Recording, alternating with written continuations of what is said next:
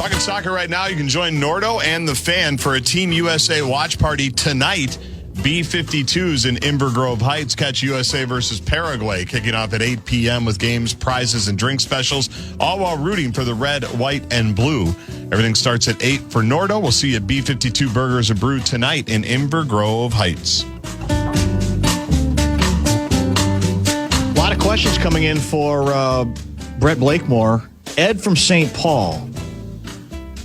Dan, for years since the last World Cup, it's been a reform of U.S. soccer to peak and be at our best on home soil. Does soccer expert Brett Blakemore feel that the U.S. is ready to meet this challenge? And what would be considered a successful run? Yeah, I guess it depends on what you mean by meet this challenge. Do you mean competing for the whole shebang, or do you mean not embarrassing ourselves and look like a joke? I definitely think there's a quality team, a professional operation with a new coach. I had them in my bracket challenge. I think I had them going to essentially the Elite Eight. Okay. Off the top of my head, right. I think that's pretty homer. I think that's red, white, and blue dinosaur territory. But they absolutely can get out of their group. They absolutely can win a game in the knockout in the round of 32. And then if I had to make a prediction, they win their group, they win a game, and you're on your own after that. I think they'd play Belgium in the Sweet 16 of it. So, and that would be more of an uphill battle. But they're good enough to absolutely not embarrass themselves and look like a competitive outfit for sure. Team USA has been the fastest rising soccer program for the past 20 years. Always. Do you agree? Well, that's what does that mean? 671 guy, what? And how has that manifested itself? I feel like people get into that mode of, because a lot more people are playing in this soccer in this country than ever did before, which is undeniable. Youth level on up. But that's not what that doesn't get you World Cup points, right? No. You still have to perform here. So what does that even mean, fastest rising soccer program?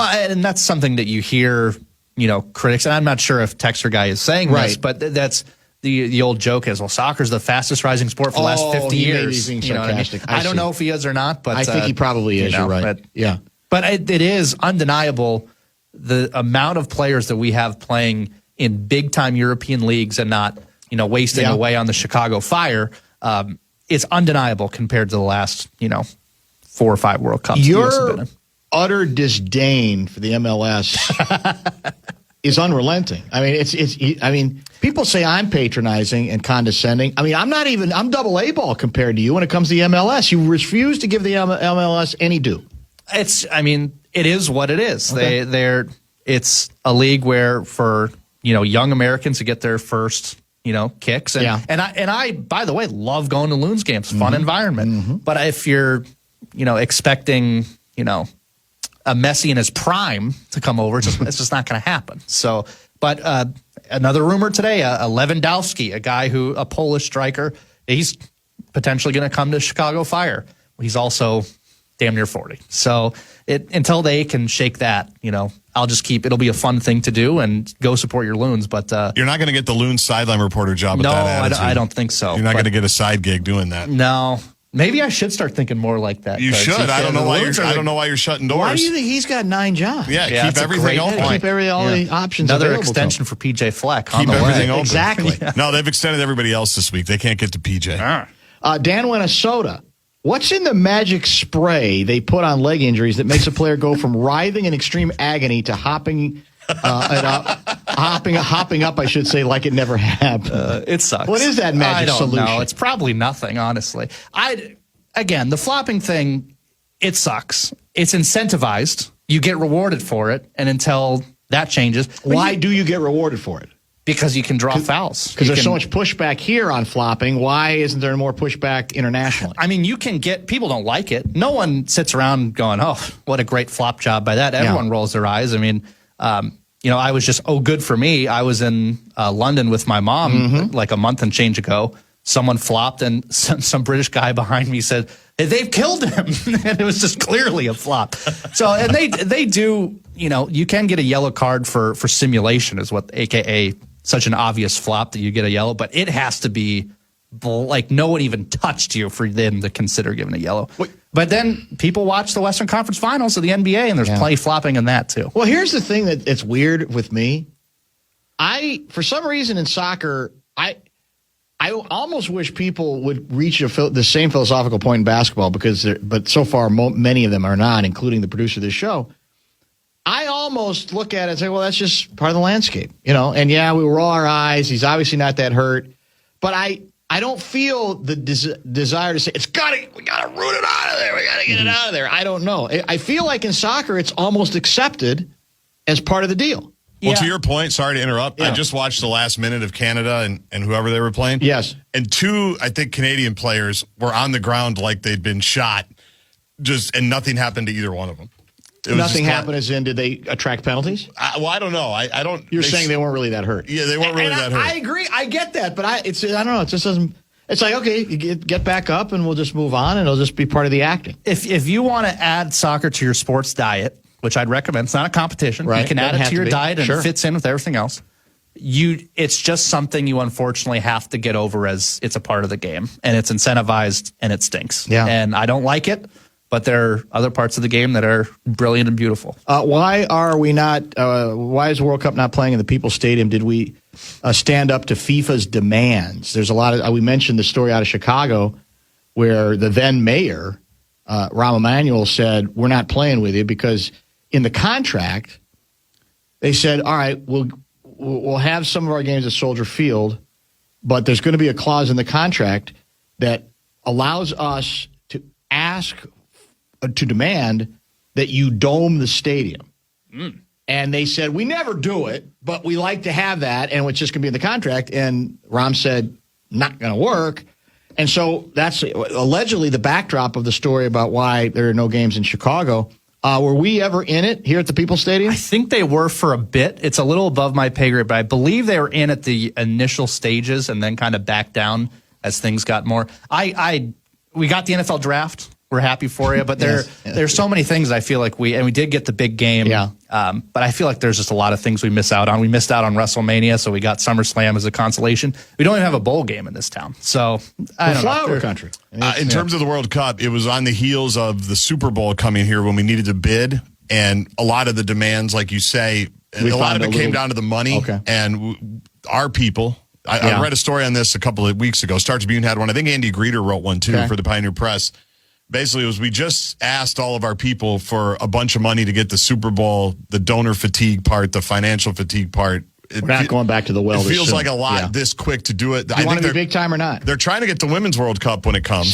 They're trying to get the World Cup when it comes. Where'd that tax money end up going to? But that's the thing. It's not tax money. It's not like Indy. Well, I'm serious. Nothing is. Indy has a very intentional public component to it that helps attract a lot of these different events, including WrestleMania, right? And we don't have one of those. That's what Louis is always talking about when he comes in and he's lobbied for Sports Minneapolis and everything there. So that was, at least that's how they explained it coming off the Super Bowl. Sounds lame. They just didn't feel like they had the money to do what they needed to do. Sounds a little like Kyler Murray about not getting all the reps. Can Double B explain offsides? I've Googled it, and I'm more confused than ever. I can do my best. It is confusing. In hockey, it's the blue line, right? You can't go over that. Essentially, in soccer, instead of being stationary, where the blue line is fixed and it never moves, right? That line is essentially always moving with wherever the last defender is closest to the defending That's a goal. very good. That's pretty good clarification. I think that helps. That makes it hard for the average rube to figure it out because it isn't a fixed line. But that's the point. Yeah, that is the point. And if you watch any of the games and there's an offside decision, they have this automated offsides now where, now they'll take the entire game and put it into a 3D model right on the broadcast like 2 seconds later, which I know you love. I can't get enough. Got to get it right. Exactly. Gotta get it right. And they'll go in and zoom in and show you where the line was and show a toe that's over the line for the attacking player, and they'll call it offsides and move on with their Last item for you today. Who do you have winning the whole enchilada and why? I think there's only 8 teams that have ever won, or 8 countries that have ever won it. It's almost always chalk. There's fun little upsets that happen in the group stage, but when it comes down to the Elite 8, the Final 4, the big final, it's almost always chalk. So I'm going with France to repeat. It's France and Spain and Argentina, and you're on your own after that. Maybe England can make some noise, but they always manage to blow it in hilarious fashion every year. So we'll look forward to that. But yeah, it's probably going to be France or Spain, most likely. Can you? I want to read you one other text for you either to agree with or refute. I have a tweet, too, on the way out, but go ahead. Okay. How can coaching be that important in soccer? There is a gigantic net with one tiny guy standing in front of it wearing oven mitts. Just kick it past him. There's 10 feet of open space on each side of him. That sounds like someone who has not spent a lot of time studying the beautiful game. I mean, I just don't know why football coaches are needed. Just throw it over the defense. Yeah. All you got to do is just throw it over him. Or here's an idea: hand it to the running back and just have him run around the defense. How easy is that? Who's got the oven mitts? The goaltenders. They wear gloves. Well, they're not oven, but it's not like they're, it's not like the Jaguar hockey goalie pads from that screwed the Wild many years ago. Then they changed the rule, like it always happens. What's the tweet? Joel writes, love hearing quality conversation that takes soccer seriously on the Fan. Great stuff, guys. Keep them informed, Brett. I appreciate that. That's why you're here. One to leave. That's why you're here. That's why you are the World Cup correspondent, the official World Cup correspondent for the Bumper to Bumper show. Have we decided how long we're going to slip, another Blakemore analysis in? Well, luckily, you have them for sermons on Sunday, right? That's a great point. So you'll get to recap the Friday game. You'll get to recap the game tonight, and then I told Brett, you let us know when you need us. Yeah, that's fair. Like if there's something in the World Cup outside of the U.S. or something? I mean, probably twice a week as we go. Yeah, it doesn't always have to be 30, 45 minutes, but no. It's not going to be a Wagnerian opera. Part of being the correspondent is you're pretty much on call. When we need you, you got to say yes. You got to be used prepared to for that. Yeah, that's exactly. nothing new. You for have me. to be prepared. You are used to that. And sadly, if you listen to this entire thing and still did not get enough World Cup on the KFAN YouTube channel, good plug. There is a podcast with me, Nordo, and Lavelle. Oh, perfect. Where we broke down the whole roster and the whole World Cup for an hour. I think we're going to do it after every game. So on the KFAN YouTube channel. In that podcast, does it have a name? We call it Stars and Strikers. Okay, I like it. Stars and Strikers. How many Twins apologies were issued by Lavelle during the soccer podcast? The level of Polad pocket protecting was very low. We managed to avoid that. I'm shocked. Thanks for coming in. We'll see you Sunday. Yeah, of course. Beautiful work from Brett Blakemore, our official soccer correspondent, World Cup 2026. Bumper to Bumper with Dan Barrero on The Fan. Father's Day, skip the tie, give Dad what he really wants. A day at Canterbury Park. Amazing food trucks, live racing, a shot at winning a brand new Lazy Boy recliner from the Furniture Mart. Father's Day done right at Canterbury Park. Get details, KFAN.com, keyword calendar. By the way, Gargi, I do think there are early indications that the FIFA folks will be subscribing to the Minnesota Twins attendance philosophy. That is, we're just going to make it up as we go along. Because who was it? Last night it was South Africa against, it was Mexico, if I'm not mistaken. Okay. And I don't know, man. It maybe it was a different match. Maybe that wasn't the one, but it looked like the announced total was nowhere near as ambitious or dramatic. Was it Korea and Czechia? It might have been. I'm not sure. Even today, this one, which matched Canada and Bosnia, I thought I saw a lot of empty seats. Now, really? I don't even know what's realistic for this many games. It's a lot of games. Yeah. I don't know if you're going to sell out every one of them, but we'll see how that goes. But would anybody necessarily be surprised that there might be some imagination and creativity used about how many people are actually buying these tickets so unreasonably priced? In addition, we already have a couple people who have asked this, and let me get to the right sounder. What was your favorite Williams Arena moment? It's over. No, I'm not saying that, much to the delight of Guardsy, they're going to raise Williams Arena, as in R-A-Z-E. Not yet. They are changing the name of the arena from the historic Williams to the Barn by Blue Cross and Blue Shield of Minnesota, which is a mouthful if you're going to have to say that every time you do a Golden Gopher women's basketball game. I bet they'll want me to, especially in the open. I suggested, when you reminded me of this breaking story earlier in the day, that we just go, whether they like it or not, we just go with the Barn becomes the Blue Barn. Now, will there be copyright infringement issues because of the Blue Barn at the Great Minnesota Get-Together. Well, not for us, not for you and me to call it that, not for fans to call it that. The school might run into some issues if they call it that, and then Blue Cross and Blue Shield of Minnesota would be very happy. Isn't that easier for you to say? The Blue Barn. And it's perfect. Yeah. It's alliterative. Yep. It makes the point. You still got barn in there. It does. Which everybody wants. Hey, welcome back to the Blue Barn. It's a perfect thing. Yep.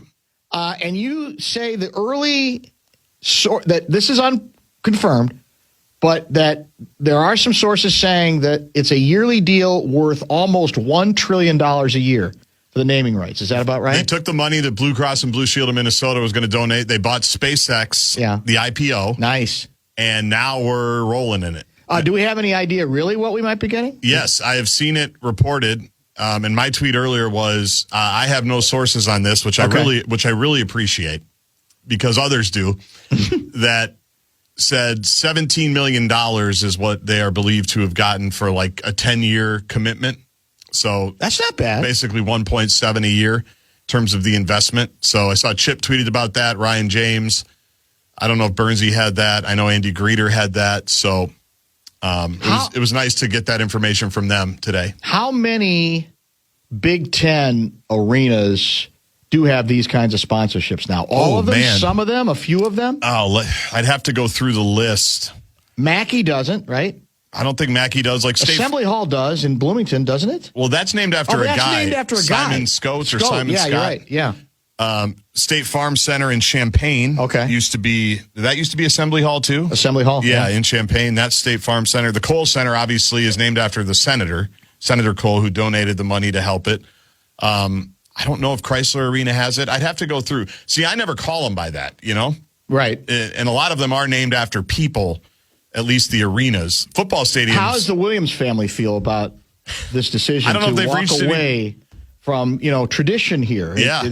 Presumably, Williams meant a lot to this university. And you reminded me earlier today, because it is true, I bet you 82% of Gopher fans don't know who this Williams is or was. Right. He's not still alive, correct? No, I don't think so. And you tell me his claim to fame was he used to coach football here. Yes. How does that even add up? How did he get the basketball arena named after him? That is a good, Dan Minnesota question, because I didn't know that until 15 years ago, maybe when I started working. And we were talking about it at a dinner one time on the road. And somebody said, do you even know? We were arguing about Williams Arena. And someone said, do you even know who it's named after? I didn't. No. I honestly didn't. And he's a football coach. Henry Williams was the football coach. I'm going to get the years here. 1900 is when he started. Now, his Gophers, in Henry Williams' defense, did win the Big Ten 8 times. 1900. That's impressive. 03, 04, 06, 09, 1910, 11, 1915. His record was 136, 33, and 11. So I undersold him. That's a pretty damn good record. I undersold him when I said to you. People thought, when they think about the golden days for Gopher football, they think of the Bierman era, right? Yep. Later, Murray Warmath, but that's a pretty good stretch of football. And they did win the national championship in 1904. Okay. So, and he died in 1931. Williams Arena was built in 1928. I don't know when did they. So they renamed it Williams Arena in the 1950s for him. So 20 plus years after his death, they renamed it for him. Yeah, nobody knew that. I wonder who engineered that name change. Maybe that's another project for Dan Minnesota. I'm kind of curious. I bet you there could be some good history there. He was buried in Lakewood Cemetery if anybody wants to go visit and Fair enough. say we're sorry that Blue Cross and Blue Shield of Minnesota. I'm curious to know how his descendants feel about the whole thing, if they're still in the Minnesota area. I mean, does the U have some explaining to do? Did we sell out the name of a legendary football coach? That was the name of the arena, synonymous with the barn, correct? Yeah. I do like that that's what we're calling it now. The Blue Barn? Well, that's the official name. Yeah, because that's what everybody called it. Lean into it. Let's go. I'm with you on that. All right, let's get to some Ben Goessling. I believe Vikings mandatory minicamp is over. So we'll get some final conclusions and thoughts for Goessling, who now has, I think, a little bit of time to rest and then look forward to training camp right around the corner. Goessling is next. Lavelle in about 1 hour. You're listening to Barrero on The Fan.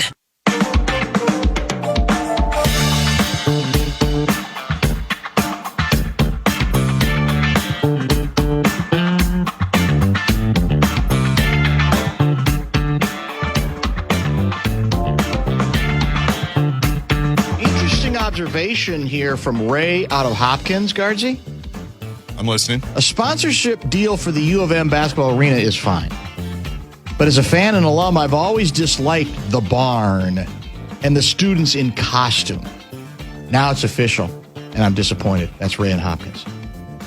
I don't know why. He thinks it's undignified, the barn, and then you gotta dress up in these barnyard animals. Really? Makes us unique. Can't we be a little bit more distinguished than that? We're not distinguished. Let's find out if our next guest He's an alum. ever dressed in one of those barnyard costumes that the students who sit in the student section at Williams Arena were famous for. Did you ever wear some stupid oinker costume to be part of the bit at Williams Arena? I did not. I'm not sure that was a thing back then. I mean, because I graduated, Guardsy and I are the same age. I think I graduated in 05. I don't remember it And being you graduated, much of a thing. you said. I was going to say, graduated. that was supposed to be my graduation year. Yeah. Yep, Ben's correct. Yes. We graduated from high school in 2001, and which would imply a 2005 graduation if one were adhering to that timeline. And there are different ways that people get to the end of their college experience. So, that my particular timeline was graduating. I'm surprised it took you that long, the math genius and, son of a teacher. Like, I'm surprised you didn't go summer school 2.5 years. done in 2.5. I thought you'd be on that track. Hey, man, I had 2 majors to finish up. There we go. You knew there was a reason. Had to get the accounting degree done and had to get the journalism major done. Yeah, so the serve it was took returned. Like 4.5. It was an extra semester. Yeah, it had something like that for sure. All right. Did you know who the Williams was from Williams Arena? I did at one point. Wasn't it an old athletic director or basketball coach? Football or coach. Something. Football coach. Football yes, coach. yes. But legendary early. All he did was win. And I don't know back how when we won all those titles. Yeah, and I don't know what, we're going to, Dan Minnesota maybe will help us find out why. Like, did Sid engineer that change or something? I mean, how do you get, because I don't think it's that often you hear, okay, we're going to name the basketball arena after our legendary football coach. Yeah. Yeah, because I suppose the football stadium couldn't have been because it was Memorial Stadium. So yeah, that's true. Maybe it was that's that. Maybe I don't know. It. But yeah, no, right. I actually didn't. I didn't go to all that many basketball games. I really like the only, whether covering it or going to it, basketball is like the white whale for me. I have not ever covered the NBA. I didn't cover the Gopher basketball team. I didn't go to a lot of the games. I think I was just probably busy covering other sports. I covered hockey my last year at the U, and I think was covering other things through the winter. So I didn't really go to the barn all that much. I remember going a couple times as a kid, but back then it was impossible to get tickets when they were beating everybody, and Clem had the place rocking. So I didn't go to a ton of games, and I certainly have not worn the barnyard costume. But it's never too late, I suppose. Maybe now, if that's the name of it, we have to check that off the list and add to the list of experiences at the University of Minnesota. Even as an alum, it's probably never too late. Well, I will say this: I can't envision you in those goofy overalls with like one side of it down, exposing your left nipple. I can't see Ben Goessling. That would be part of the Ben Goessling fashion That's statement. not that different than his running singlets that he's wearing. That's not that much different. That's true. Yeah. Exposed nipples are generally not part of the Ben Goessling bit, but that's going to end up on a soundboard somewhere. Yeah, sad but true. But yeah, I mean, the singlet probably would be the closest thing. So, but again, maybe sometimes you got to play against type. Who knows? All right. So, did we learn? We know the exercise had to take place. The required mini camp. So I'm not blaming anybody for covering it because you got to cover it. Do you honestly think we learned anything that we're going to remember at all? Let's say, I don't know, 7 or 8 weeks from now. I don't know that we learned anything that won't be superseded in large measure by what happens in training camp. I mean, you can glean things about how people are picking up the offense and how Kyler Murray is doing with that. But the reality is, I asked Brian O'Neill about it the other day. I said, what point would you expect a new quarterback to have this thing down? He said, "Oh, not yet. I mean, you would have the general concepts down, but in terms of having all of it to the point where you can execute it at a game level," he said, I wouldn't expect that to happen until training camp. So you have to keep all of that in context with Murray. And then with J.J. McCarthy, you look for signs of improvement of what he worked on in the offseason, but even that stuff, I think, becomes a little more of a valuable indication once you're into camp and you have pads on and corners can disrupt timing with your receivers by pressing them. All of those things, I think, give you a more accurate picture of what all of this looks like. So, you keep some of it in context, but I think it's part of the reason that Kevin O'Connell said this competition will continue, because the reps on which you're going to make some of your decisions aren't going to come this time of year. They're going to come in camp. They're going to come in probably some of those joint practices and maybe even a little bit in the preseason, it sounds like. But yeah, I don't think any of this is such pivotal football that major decisions will be staked on it. So the question about at what point, practically speaking, whichever quarterback, if you want to buy it, if there's actually a competition here, whichever quarterback is in position to be named the starter for the opener, practically speaking, how long can a coach, whether it's a game of like facade or he's serious about it, can a head coach live with, quote unquote, shared split reps? Yeah, I mean, that's kind of the tricky part of this, is how far into camp do you take that before you start to say, this is going to be our offense and this is the group that we need to work together? Because, he talked about the preseason a little bit, but the tricky part there is they haven't tended to use a lot of their starters, or at least played them for long stretches of things in the preseason. And we haven't seen Justin Jefferson. I'd be a little surprised if we see Christian Darrisaw, Brian O'Neill, those types on the field in the preseason. So then you're kind of like, well, if they're not out there, then what am I evaluating, and how much do I want to expose my quarterbacks to, maybe a second string defensive end that's trying to make a name for himself and hits my guy in the knee? I mean, you don't want that either. So if that becomes a factor, and then those joint practices are, kind of late in things, I wonder how long this legitimately would go. I could see it being something that, like, after the first preseason game,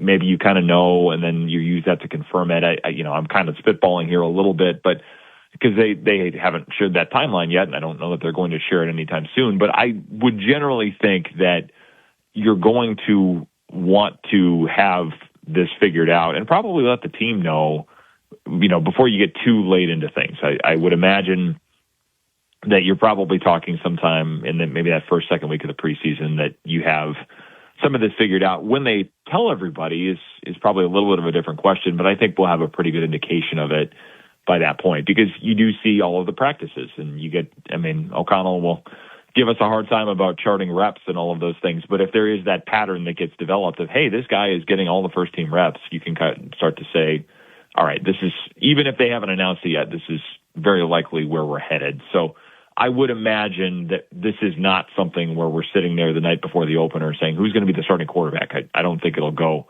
anything close to that, even if, there may be some benefit to the Packers not knowing. I don't think that's terribly realistic that it goes that late. We all understand the obvious risks to playing your stars, your main players in preseason, given the violent nature of the game. On the other hand, yep. and so especially guys coming out, Darrisaw, where an injury you're trying to manage, for example, it just seems reckless probably to put him out there. But on the other hand, I tend to think at the quarterback position, last year, McCarthy probably should have played more. I think there's reason to believe that he and or Murray should play some this year also to sort of help the decision-making. And I think just the smoothness of everything. So can you thread the needle where you have any indication that KOC this time around is going to be a little bit more intentional about using his quarterbacks in preseason football games for significant stretches, even if they're not always having their number one team in front of them? Yeah, I mean, I think the fact that he brought it up at all, I thought was interesting yesterday, that he mentioned the idea that they would play in the preseason. And again, we'll see if that comes to fruition or not, or if he says, well, the joint practices are kind of the same thing. I think if you're to that point, you probably want the starter working with the first team. So I would think you're trying to figure out some of that before we get to those joint practices. But I think playing those guys in the preseason is, I do think the way they went about it last year probably was not enough for J.J. McCarthy to be ready. And you did see it where, the offense kind of had to pull itself up by the bootstraps at the end of that game in Chicago, and they looked really discombobulated. They turned the ball over 4 times against the Falcons. So I think there is an argument to be made that especially when you open with 2 division opponents right away, that you have to have things ready to go. And you just can't come out sluggish and sloppy against that schedule, because those games matter more than they otherwise would, just because of the teams that you play, teams that you're possibly going to be chasing in the division, teams they were chasing in the division last year. I think they do have to get some of that figured out. So what they need to do to make it so that that offense is a efficient operation by September 13th, I think that does have to come into account, and how they go about that, the particulars we'll see. But yeah, I think it's a conversation that they're probably going to have. And it's interesting because you'll see, teams have generally moved away from the preseason stuff, but you'll see a team like Kansas City sometimes, and that may be Andy Reid being a little more old school, but they will play Patrick Mahomes sometimes in the preseason, and they don't seem all that worried about avoiding the injury risk when they do that, obviously, because that guy is the best quarterback in the NFL and is compensated as such, as we saw again this week. But I think if a team like that is doing that with a player like Mahomes, it tells you that they do see some value in it. So how much of that comes into this, I think, is going to be very interesting to watch. Is Wentzy nothing more than depth that we can, sort of brag about, but more of an afterthought when it comes to any place in the actual competition for the number 1 job? Yeah, I think so. I don't think they plan for him to be a legitimate factor in the competition. I think he's somebody that if you got into a situation where people are injured, you can trust him to get up to speed relatively quickly, especially now that he will have gone through a full off season in this scheme where it wasn't, coming in at the end of August and trying to learn it all pretty quickly.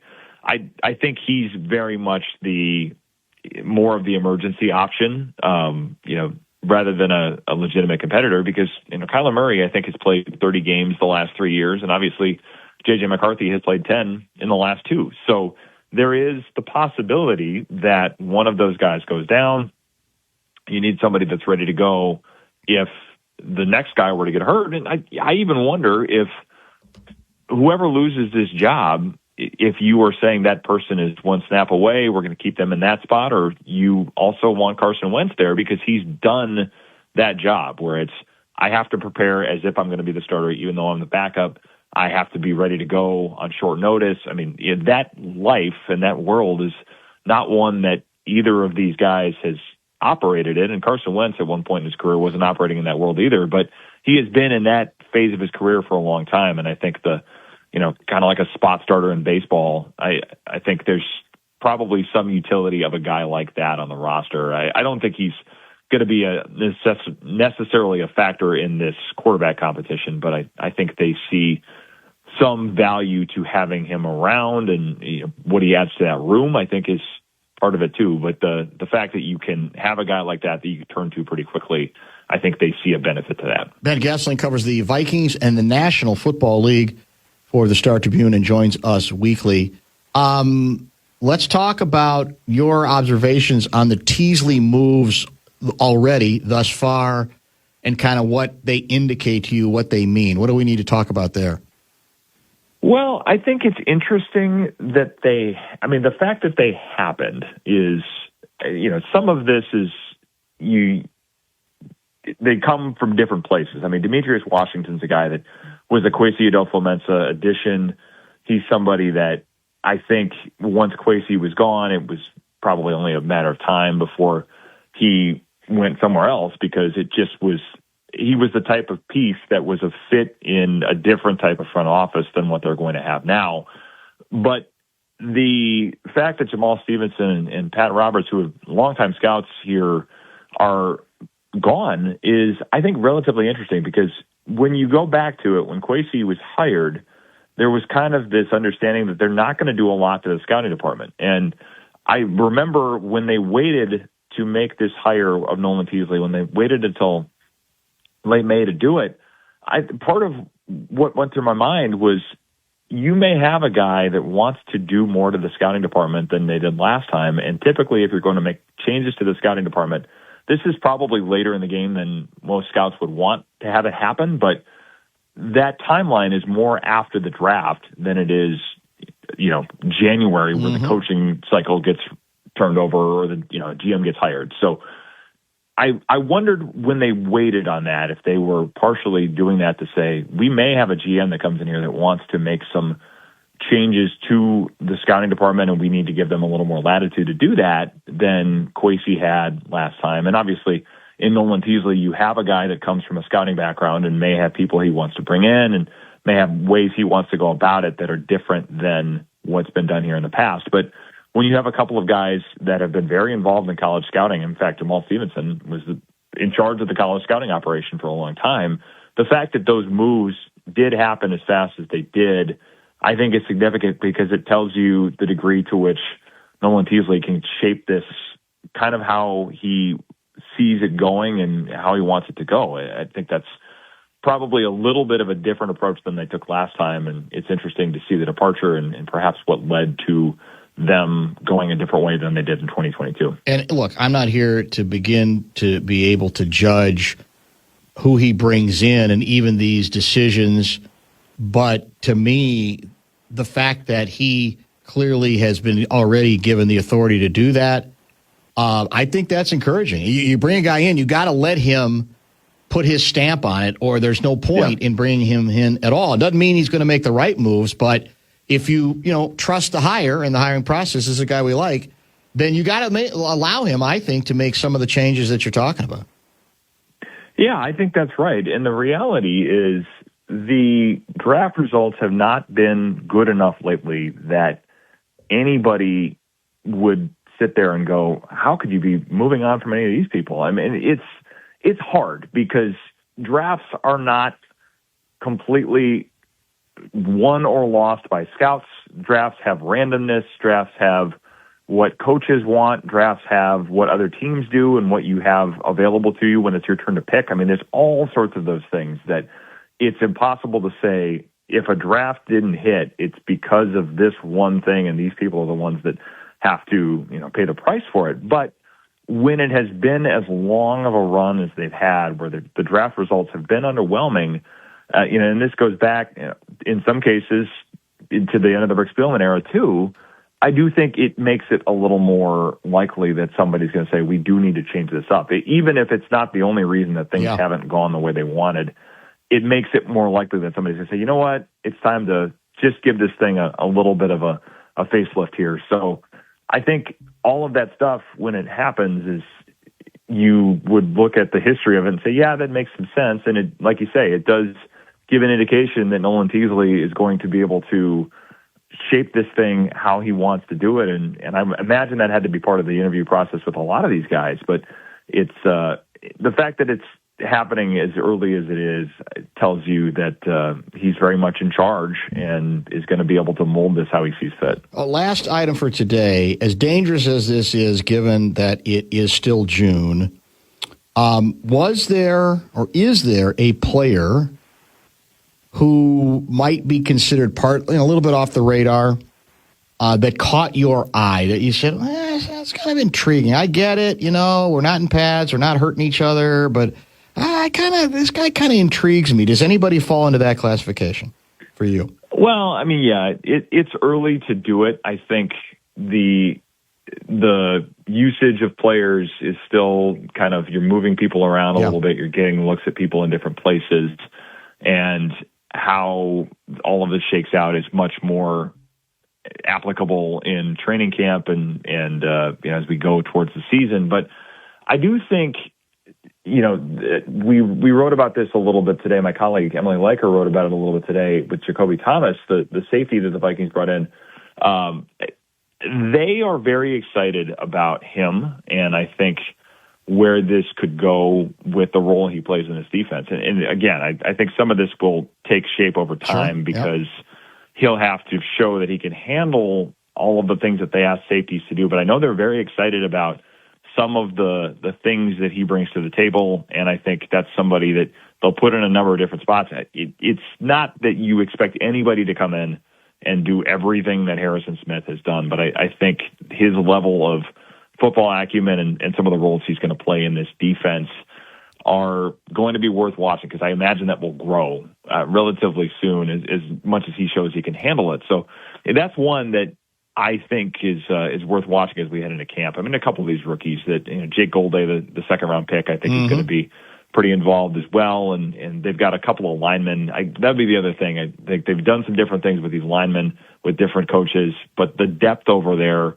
overall, with Henry Bird and some of the interior linemen that they bring into this thing with Joe Huber, a guy that they've liked a lot.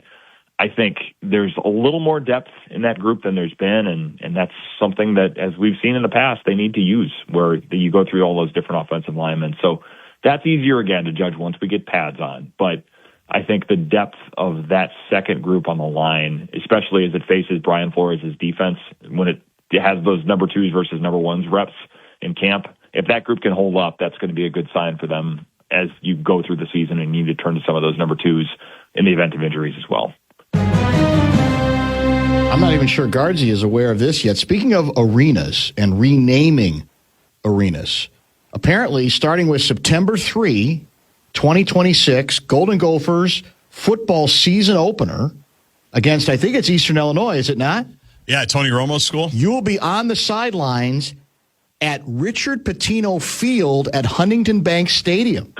The Gophers have also made that announcement, because further proof that you can mix football and basketball, like Williams Arena being named after a football coaching legend. So it's going to be Richard Pitino Field at Huntington Bank Stadium starting September 3. Is he coming back for it? He's got to. Yeah, I think he does. Absolutely has to. I would support that. Yeah, I think we all would. I would support that. He'd get a kick out of that. What do you think, Ben? Sounds good to me. I mean, yeah, the run he's had is worth honoring, and like David Guardsy plays a sounder, but high-level competitive stuff is something that transfers from one sport to the next. So, when you can achieve it on one level to the degree that he did, I think it only seems fitting that they would do this. Writes itself. All right, so you get a few weeks to actually, you get what, basically 5-6 weeks to kind of back off a little bit? Because now we're done, right? There's no more camps till then. Yes. They have OTAs scheduled next week, but kind of all waiting for the announcement that, hey, you know what, we're going to scrub this last week, because I think a lot of veteran players get to depart. So yes, this is kind of the break in the middle of things. I will be up in Two Harbors next weekend to run a few miles along the lakeshore. But other than that, it would be nice to kind of kick my feet back and relax a little bit. So yes, this is kind of the time of the year where you get to do that in the NFL, and in Minnesota, it's a great time of year to have it happen. I hope you wear a very comfortable singlet when you are at Two Harbors. Okay. I will wear a comfortable singlet, and if there's any exposed nipples that are caught on camera, I will make sure you are the first one to know. I appreciate that. Thank you, my friend. We'll talk soon. All right, sounds good. Thanks, Dan. Ben Goessling, Star Tribune, and, of course, StarTribune.com. Lavelle is scheduled for about 30 minutes. We got top 5 at 5, including? We're going to hear from Larry David.